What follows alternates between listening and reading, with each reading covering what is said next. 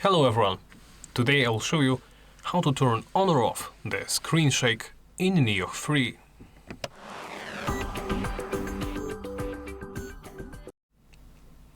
Let's begin by opening the system menu. You can do so from the main menu or the title menu, or from in-game by pressing the menu key,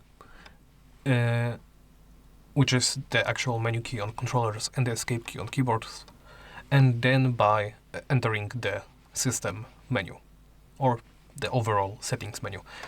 From there, please navigate to the basic game settings and simply swap to the second to last page. Here you will be able to enable or disable the screen shake setting. I will leave it turned off. Once you make a choice, press the back button to confirm.